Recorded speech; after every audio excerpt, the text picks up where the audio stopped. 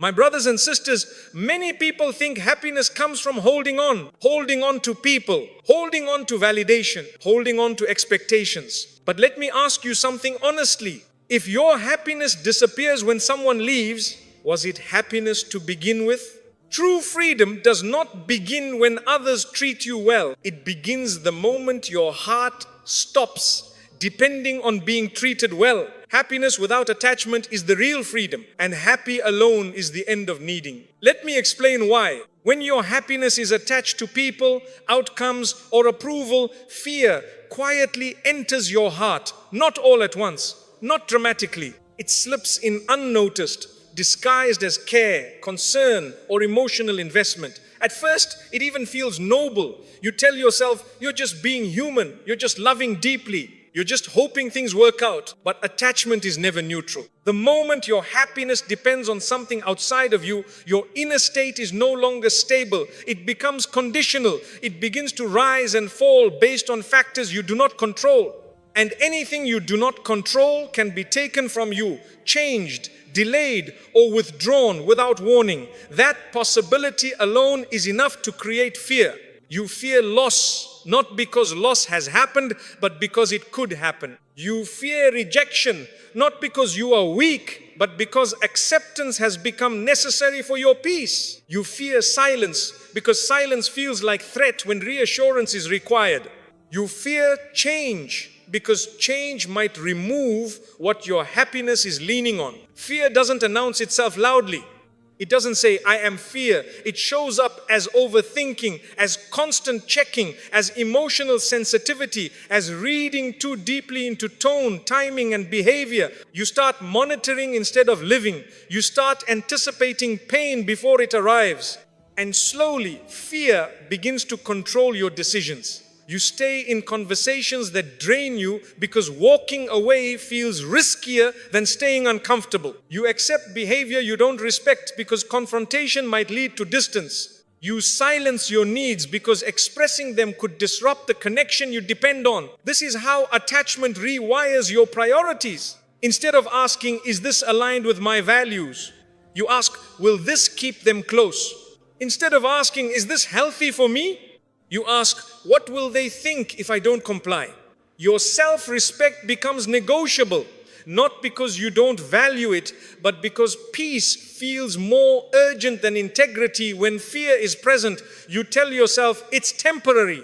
You convince yourself you're being patient, but what you're really doing is trading long-term stability for short-term relief. Attachment does not feel like chains at first. If it did, no one would accept it. It feels like comfort. It feels like familiarity. It feels like safety. You like knowing someone is there. You like having something predictable to hold on to. You like the emotional reassurance that comes from being needed or approved of. Comfort whispers, you're okay as long as this stays. But comfort has a hidden cost. The more comfortable you become leaning on something external, the weaker your inner balance becomes. You stop strengthening your own emotional legs because you've learned to lean instead. And leaning feels easier than standing until the support shifts. Slowly, comfort turns into dependency. You don't just enjoy the connection anymore. You require it. You don't just appreciate the outcome, you need it to feel settled. You don't just value approval, you rely on it to feel secure. And dependency always breeds anxiety. Anxiety is not random, it is the emotional response to unstable foundations. When your happiness is built on something you cannot guarantee, your nervous system stays alert, it scans for threats. It prepares for loss even during good moments. You may smile, but underneath there is tension. A quiet awareness that says, don't lose this. This is why attachment exhausts people. You're not tired because life is hard. You're tired because your happiness requires constant maintenance. You're always adjusting, always accommodating, always bracing. And the cruel part is this. The more dependent you become, the less free you are to be yourself. You filter your words, you edit your reactions, you second guess your instincts. Not because you lack confidence, but because fear has taught you that authenticity might cost you what you're attached to. That's when attachment stops being love and starts becoming survival. Freedom begins the moment your heart learns to stand without leaning. Standing does not mean rejecting people. It does not mean becoming distant or cold. It means your happiness no longer collapses when something shifts. When you can stand, loss hurts, but it doesn't destroy you.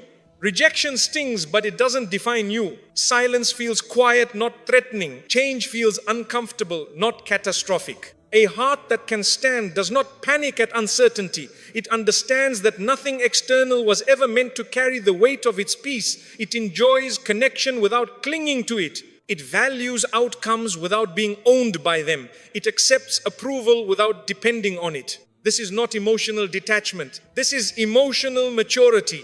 And once fear no longer controls your decisions, your life becomes honest again. You walk away when something violates your values. You speak when something matters. You choose alignment over comfort. Because when you stop leaning, you stop fearing the fall. And that is where real freedom begins. Needing feels innocent at first. It doesn't announce itself as weakness. It presents itself as desire, attachment, or emotional closeness. You tell yourself, I just care, or this matters to me, or I don't want to lose this. And those words sound reasonable, human even. But needing is not the same as caring. Caring allows choice. Needing removes it. The moment you need something for your emotional stability, you hand it power, not symbolic power, real power. Power over your mood, your confidence, your reactions, and your peace. Whatever you need can hurt you. Whatever you need can control you. When you need attention, silence becomes painful.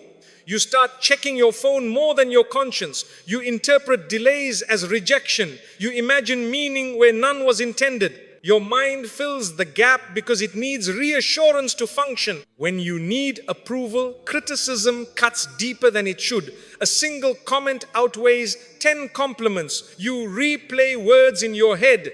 You shrink yourself the next time, not because you believe you're wrong, but because you want to avoid the feeling of disapproval again. When you need companionship, being alone feels like abandonment. Even peaceful solitude becomes uncomfortable. You reach out not because you have something to share, but because emptiness feels threatening. You start confusing presence with value. This is how needing turns normal experiences into emotional wounds. Needing does not make you loving. It makes you exposed, and exposure without strength leads to pain. People often ask why they keep getting hurt by the same situations, the same types of relationships, the same patterns. They blame others, they blame bad luck, they blame timing, but rarely do they look at the real cause. They needed too much. Needing makes you tolerate things you would otherwise reject. You overlook disrespect because distance would hurt more. You accept inconsistency because losing the connection feels unbearable. You stay quiet about what bothers you because conflict risks withdrawal. And every time you do this, you teach yourself a dangerous lesson that your peace is less important than keeping something external intact. That lesson does not disappear, it compounds. Over time, you become emotionally fragile.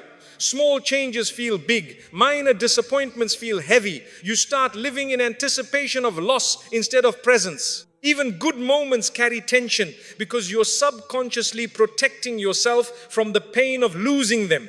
This is why people who need deeply are often anxious even when things are going well. Their happiness has conditions. Their calm depends on maintenance. Their peace is always one response, one outcome, one person away from collapse. Needing keeps you emotionally hostage. And the hardest truth is this: the world does not handle fragile hearts gently. People change, circumstances shift, intention fade, energy fluctuates. None of this is personal, it's reality. But when you are needy, reality feels cruel because you are asking it to be stable for your sake, and it cannot do that. This is why emotional independence is not coldness, it is protection. When you no longer need others to regulate your inner state, disappointment loses its destructive power. It may still hurt, but it does not dismantle you. It does not rewrite your self-worth. It does not leave you questioning your value or direction. An emotionally independent person does not fall apart when something ends. They feel the loss, process it, and remain intact. Their identity does not collapse with the connection. And this is important. Emotional independence does not mean you stop wanting, loving, or connecting. It means your survival is no longer tied to those things. There is a difference between wanting someone and needing them. Wanting is optional.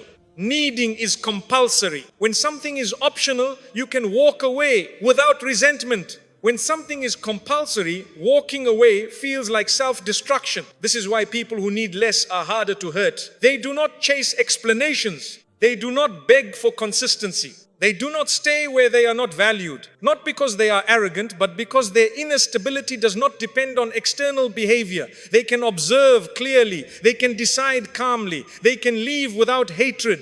Needing clouds judgment. Independence sharpens it. And here is the shift most people miss. The less you need, the more naturally people respect you. Not because you demand it, but because you are not desperate for it. Your boundaries become real because you can afford to enforce them. Your silence has weight because it is not fear-based. Your presence feels grounded because it is not trying to secure anything. Needing makes you loud internally. Independence makes you quiet and clear. This is why being happy alone changes everything. When you are happy alone, you no longer approach people as solutions to emptiness. You approach them as additions to an already stable life. You connect without pressure. You give without expectation. You receive without dependency. And when disappointment comes, as it always does, at some point it does not shatter you. It informs you. It clarifies. It redirects. Because when you stop needing, you stop bleeding from places that were never meant to be wounds. And that is where strength begins. One of the most common mistakes people make is believing that happiness lives inside someone else. That if the right person arrives, stays, understands, or behaves correctly, peace will finally settle in the heart. This belief is subtle, but it is powerful. And it quietly sets you up for disappointment. People are not designed to be containers for your happiness. They are not stable environments. They change, they grow, they struggle, they get distracted, they fail. Even the best intentioned person cannot consistently show up in the exact way your emotional system demands. When you expect them to, you are asking them to carry a weight they were never meant to hold. At first, this expectation feels reasonable. You tell yourself it's normal to feel happy around someone you care about. And it is. Shared moments can bring joy. Connection can feel uplifting. Presence can feel comforting.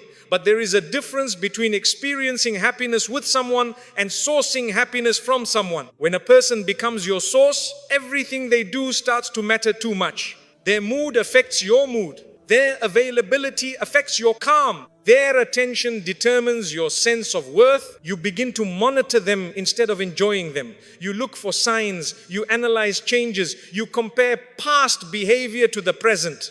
Not because you are controlling, but because your inner balance depends on external signals. And that is when happiness becomes fragile. People were never meant to be emotional lifelines. When you turn them into one, you unknowingly create pressure. Pressure to be consistent, pressure to reassure, pressure to never change.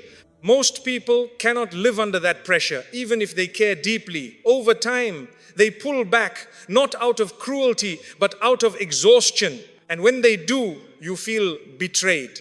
But the truth is, the betrayal did not begin with their withdrawal. It began with the expectation that they would complete you. This is why even good relationships can feel draining when happiness is misplaced. You might be with someone kind, supportive, and present, yet still feel anxious because the anxiety is not about them. It's about the role you've assigned them. Your nervous system knows that depending on a human being for emotional stability is risky, so it stays alert.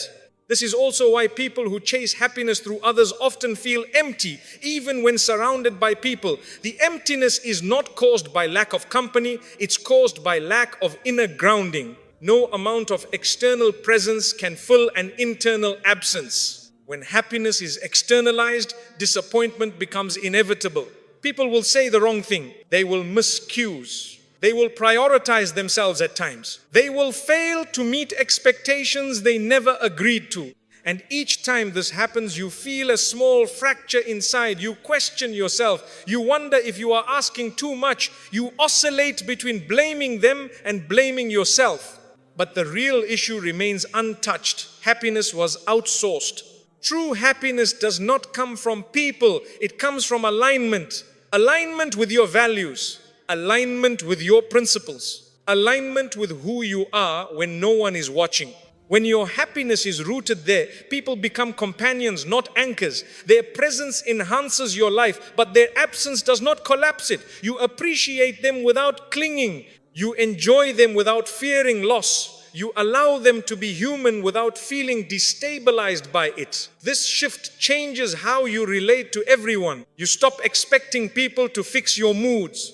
You stop resenting them for not fulfilling unspoken needs. You stop interpreting their limitations as personal rejection. Instead, you meet people as they are, not as solutions to what you lack. And something important happens when you do this. Relationships become lighter, healthier, more honest. You speak more freely because you are not afraid of losing emotional security. You set boundaries without guilt because your peace is not at stake. You walk away when necessary, not out of anger, but out of clarity. Happiness rooted within is steady. It does not spike dramatically and it does not crash violently. It is calm, grounded, quiet. It does not require constant stimulation or reassurance. It allows you to be alone without feeling abandoned and to be with others without losing yourself. People who find happiness within often appear calm in situations that unsettle others. They do not rush to fill silence. They do not panic at distance. They do not chase validation. This is not because they feel nothing, but because their emotional center is not external. And here is the paradox. When you stop looking to people for happiness, they often show up more genuinely. There is less pressure, less performance, less emotional debt. Connection becomes mutual instead of compensatory. Happiness that comes from people will always be temporary because people are temporary in roles, in moods, in phases. Happiness that comes from within is resilient. It adapts, it survives transitions. You were never meant to be completed by another person. You were meant to be whole enough to walk alongside them without losing yourself. When you understand this, you stop chasing happiness in faces, words, and attention. You start cultivating it in discipline, self-respect, and inner alignment.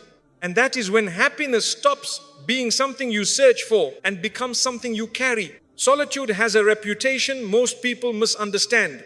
They see it as emptiness, punishment, or failure. They assume being alone means something went wrong, someone left, something ended. Something was lost. But solitude is not absence, it is exposure. When you are alone, there is nothing buffering you from yourself. No conversations to hide behind, no noise to distract you, no validation to temporarily lift you. And that is exactly why solitude is powerful. In solitude, you are forced to confront the truth of who you are without witnesses. Your habits become visible, your compromises become obvious, your emotional shortcuts stop working. You can no longer borrow confidence from being wanted or reassurance from being needed. You have to stand on what you actually possess internally. At first, this is uncomfortable. That discomfort is not loneliness, it is honesty.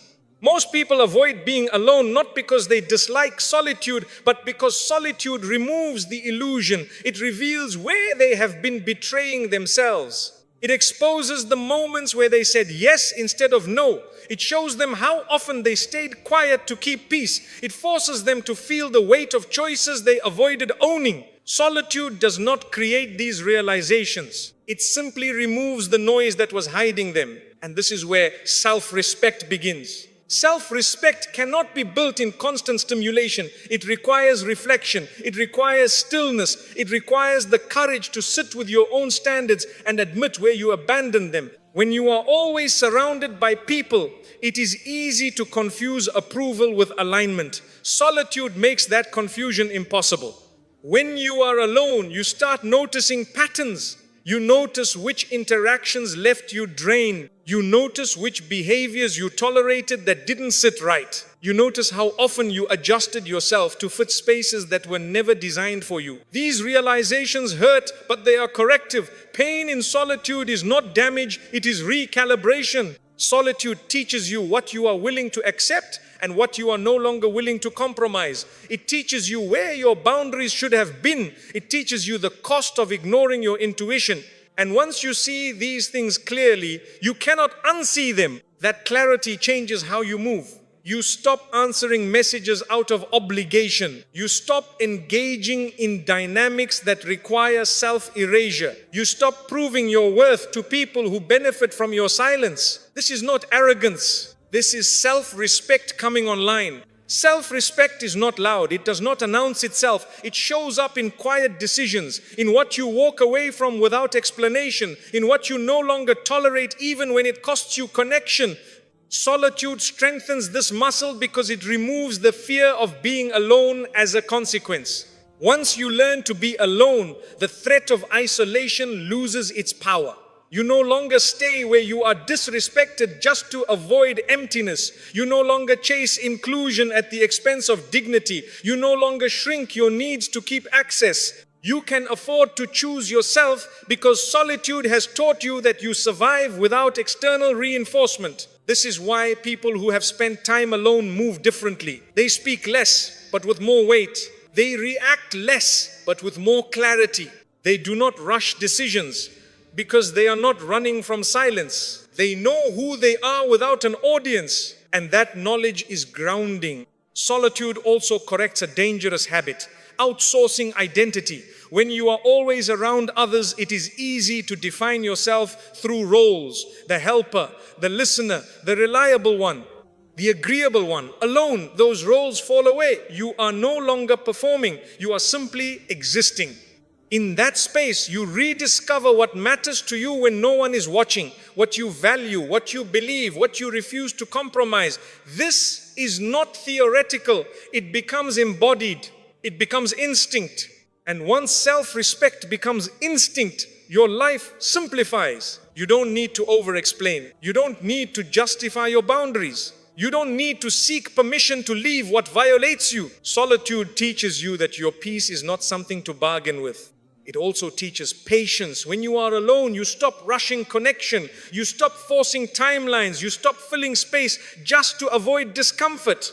You learn that not every silence needs an answer and not every gap needs to be filled. This patience spills into every area of your life. You become selective, not closed. Intentional, not distant. Grounded, not withdrawn. That distinction matters. Solitude does not make you less capable of connection. It makes you more discerning about it. You choose people based on alignment, not availability. You engage based on respect, not fear of being alone. And because of that, your relationships improve even if they become fewer. Fewer but cleaner. Fewer but safer. Fewer but real. Self-respect grows best in environments where it is not constantly challenged. Solitude provides that environment. It gives you space to strengthen your inner posture before re-entering connection. And once you have learned this lesson, you stop seeing solitude as something to escape. You see it as something that taught you how to stand. And when you can stand alone, you no longer enter relationships hoping to be held up. You enter them upright. That is what solitude gives you. Not loneliness, not isolation, but a spine. Many people resist detachment because they misunderstand it. They hear the word and imagine coldness, distance, or emotional withdrawal. They assume detachment means you stop caring, stop loving, or stop being present. This misunderstanding keeps people trapped in unhealthy attachment because they believe the only alternatives are clinging or indifference. But detachment is neither. Detachment is not abandonment. It is balance. You can care deeply without clinging. You can love sincerely without losing yourself. You can stay present without tying your identity to an outcome. Detachment simply means your inner stability is no longer dependent on how someone else behaves. This distinction matters because attachment demands. Detachment allows. When you are attached, your care comes with conditions. You may not say them out loud, but they are there. You expect consistency, reassurance, and reciprocity in specific forms. When those expectations are not met, disappointment turns into resentment. You feel hurt, not just because something changed, but because your emotional investment required it not to change. Detachment removes that demand. You still show up with kindness. You still give when it feels right. You still invest where there is alignment, but you no longer collapse when things shift. This is emotional maturity. Detachment does not shut the heart down. It stabilizes it. It allows you to love without fear, because love is no longer tied to control. You stop gripping outcomes. You stop forcing continuity. You stop negotiating your values to keep things intact. And because of this, your love becomes cleaner. There is no silent expectation attached to it. No hidden bargaining. No unspoken fear of loss driving your actions. You give because you choose to, not because you are afraid of what will happen if you don't. This is why detachment actually deepens relationships when they are healthy. When people sense that your presence is not dependent on their performance, they feel less pressure. They can be themselves without constantly managing your emotional state. Connection becomes mutual instead of emotionally transactional. In unhealthy dynamics, detachment exposes the truth. When you stop clinging, manipulative patterns lose their power. Inconsistency becomes visible. Conditional affection becomes obvious. Distance no longer confuses you because you are not interpreting it through fear. You see things as they are, not as you hope they will be. Detachment sharpens perception. It allows you to observe without spiraling. It allows you to respond instead of react. It allows you to step back without guilt. And guilt is important here. Many people stay attached because they feel guilty for choosing themselves. They confuse loyalty with self-erasure. They believe letting go makes them selfish, unkind, or ungrateful. But detachment is not rejection, it is self-respect. You can release attachment without rejecting the person. You can let go of dependence while still wishing them well. You can walk away from a dynamic without carrying bitterness. Detachment removes emotional drama from decisions. You no longer stay because of hope alone. You no longer leave because of anger alone. You act from clarity. Clarity changes everything. When you are detached, you are no longer trying to control how things unfold. You accept uncertainty without panic. You accept endings without needing closure to survive. You accept that some things were meaningful for a season, not a lifetime. This acceptance is not passive, it is grounded. You still set boundaries. You still communicate when necessary. You still protect what matters to you, but you do not cling to outcomes beyond your control. This is where many people struggle. They think detachment means not caring about results. In reality, detachment means caring without being owned by the result. You can hope without desperation. You can invest without obsession. You can try without tying your worth to success or failure. Detachment also restores dignity. When you are attached, you chase explanations, you demand clarity, you seek reassurance to calm the fear attachment creates. Detachment removes that urgency. You stop chasing because your peace no longer depends on understanding every detail. You allow space to speak for itself, and silence becomes informative instead of threatening. This shift is powerful. You stop forcing alignment. You stop convincing. You stop proving. You let actions speak. You let time reveal truth. You let distance clarify intention. Detachment teaches you that what is meant to stay will not require you to abandon yourself to keep it, and what requires self-betrayal to maintain was never meant to stay long-term. This is why detachment is not abandonment. Abandonment is leaving yourself to keep others. Detachment is keeping yourself whether others stay or go. And once you understand this, you stop fearing detachment. You stop equating love with suffering. You stop confusing attachment with depth. You learn that the deepest connections are not built on fear of loss, but on freedom to choose. Choice, not compulsion. Presence, not pressure. Love, not leverage. That is what detachment gives you. Not distance, but peace. Power is often misunderstood. People think power is dominance, control, or the ability to influence others, but real power is quieter than that. Real power is internal. It is the ability to remain steady regardless of what others do, say, or decide. And that kind of power only returns when need disappears. As long as you need someone or something to feel okay, you are not in control. Your reactions are being shaped by external forces. Your mood is adjustable by other people's behavior. Your decisions are influenced by the fear of losing access to whatever you rely on. Needing places you in a reactive position. You wait for responses before you relax. You scan for reassurance before you settle. You adjust your behavior to preserve connection. This is not strength. It is dependence wearing the appearance of attachment. When need disappears, the internal shift is immediate. You no longer feel rushed to respond. You no longer feel compelled to explain yourself. You no longer feel pressured to maintain alignment at any cost. The urgency dissolves, and with it, the emotional chaos. Power returns in the form of choice. You choose whether to engage. You choose whether to stay. You choose whether to walk away. And choice changes posture. Instead of chasing clarity, you wait for consistency. Instead of demanding effort, you observe behavior. Instead of reacting emotionally, you respond intentionally. This is what makes people with low need feel calm. They are not detached from life. They are detached from desperation. Their peace is not conditional, so their actions are measured. Their silence is not avoidance, it is stability. When you no longer need people to validate you, their opinions lose their ability to destabilize you. Praise becomes pleasant, not addictive.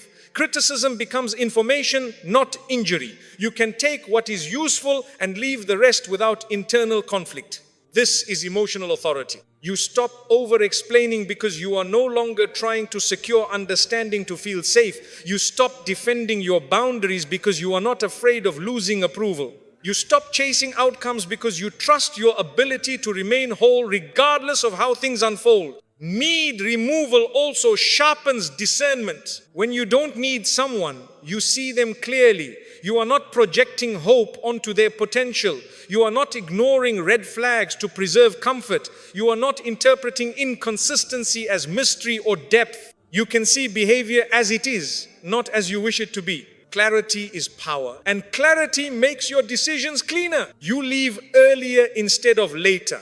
You speak sooner instead of suppressing. You disengage without resentment. Not because you don't care, but because you care about your inner stability more than external attachment. This shift also changes how others respond to you. People sense when you are not dependent on their approval or presence. They feel it in your tone, they see it in your pace, they recognize it in your boundaries, and while some may resist it, most respect it. There is a natural authority that comes from not needing, not arrogance, not indifference, but grounded self-sufficiency. When need disappears, manipulation loses leverage. Guilt no longer works. Silence no longer controls you. Withholding no longer creates panic. You do not chase what pulls away. You do not beg for what hesitates. You allow distance to speak for itself. This is where emotional power becomes visible. You are no longer driven by fear of loss. You are driven by alignment. You do not ask, how do I keep this? You ask, is this right for me? That single question rewires your life. Power also returns in stillness. You no longer fill space just to avoid discomfort. You allow pauses. You allow gaps. You allow things to unfold without interference. This stillness makes you harder to manipulate and easier to trust. People know where you stand because you are not constantly adjusting yourself to be accepted. When you stop needing, your energy changes. Your presence becomes calm instead of urgent. Your words become measured instead of reactive. Your decisions become firm instead of conflicted. This is why people who have removed need often appear emotionally untouchable, not because they are closed, but because they are complete. They do not enter interactions looking for something to fill them. They bring themselves fully formed. And here is the final truth. Power does not come from controlling outcomes. It comes from being okay no matter the outcome. When you reach that point, you are no longer bargaining with life. You are no longer negotiating your peace. You are no longer afraid of endings. You know you can handle them. And that knowledge changes everything. When need disappears, power returns not as force, but as freedom. Freedom to choose, freedom to leave, freedom to remain whole. That is real power. Most people misunderstand freedom. They think freedom means unlimited options, constant excitement, or the absence of responsibility. They imagine freedom as getting whatever they want, whenever they want it. But that version of freedom is fragile. It collapses the moment circumstances change, desires are delayed, or expectations are not met. Real freedom is not external, it is internal. Real freedom is contentment. Contentment does not mean settling for less or giving up on growth. It does not mean suppressing desire or pretending not to care. Contentment means your inner peace is no longer hostage to conditions. It means you are steady even when life does not arrange itself the way you planned. A content heart is not easily shaken. When you are content, you do not measure your worth by comparison. You do not panic when others move ahead of you. You do not feel diminished by someone else's success or distracted by someone else's attention. You understand that your path is not a competition and your timing does not need to match anyone else's. This is freedom from pressure. Contentment also frees you from constant wanting. Wanting is endless. The moment one desire is fulfilled, another appears. If your peace depends on fulfillment, you will never rest. Contentment breaks the cycle. It allows you to want without feeling incomplete. You can work toward goals without tying your identity to their arrival.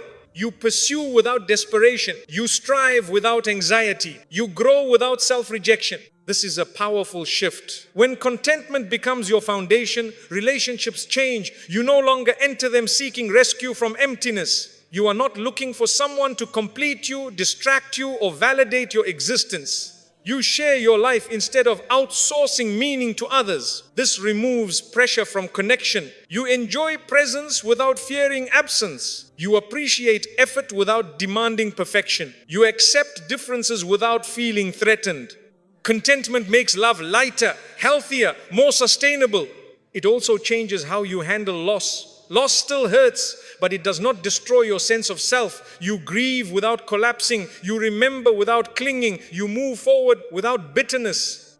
This is not emotional numbness. It is emotional resilience. A content heart understands impermanence. It knows that people change, that phases end, that life moves in cycles. And instead of resisting this truth, it adapts to it. Contentment also brings clarity. When you are not constantly chasing more, you see what you already have more clearly. You recognize what is sufficient. You notice what truly matters. You stop confusing excess with fulfillment. This clarity simplifies your life. You choose quality over quantity. You choose alignment over approval. You choose peace over constant stimulation. And in doing so, you regain time, energy, and focus. Many people fear contentment because they think it will make them passive.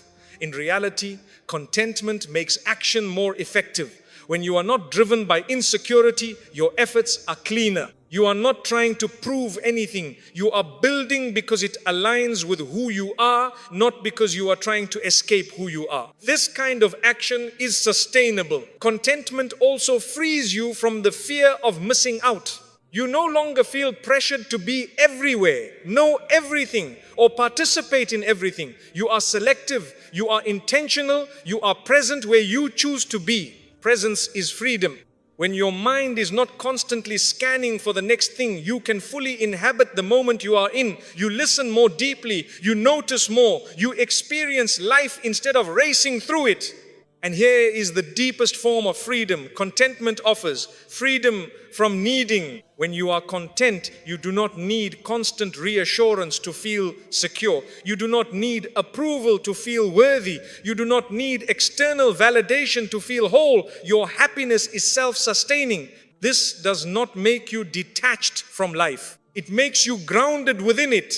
You still care. You still love. You still aspire, but your inner state is no longer dependent on outcomes. This is the freedom that cannot be taken, not by loss, not by change, not by silence. It is quiet, it is stable, it is unshakable. When you reach this place, you realize something important. Freedom was never about escaping life. It was about no longer being controlled by it. And that is what contentment gives you. Not escape, but peace that remains no matter what changes around you. Let this settle in your heart. Happiness was never meant to be borrowed from people, outcomes, or circumstances. Anything you depend on can be taken. Anything you lean on can move. That is why attachment creates fear and need creates weakness. But when you learn to be happy alone, something fundamental changes. You stop chasing what was never meant to carry you. You stop fearing loss because your foundation is internal. You stop begging for stability from a world that is always changing. This does not make you distant. It makes you grounded. You still love, but you are not owned by love. You still care, but you are not controlled by care. You still connect, but you do not disappear inside connection. When happiness comes from within, attachment loosens, fear fades, and contentment takes its place. And in that contentment, you find the freedom most people spend their lives searching for. Not the freedom of having everything, but the freedom of needing nothing to be whole. That is real peace.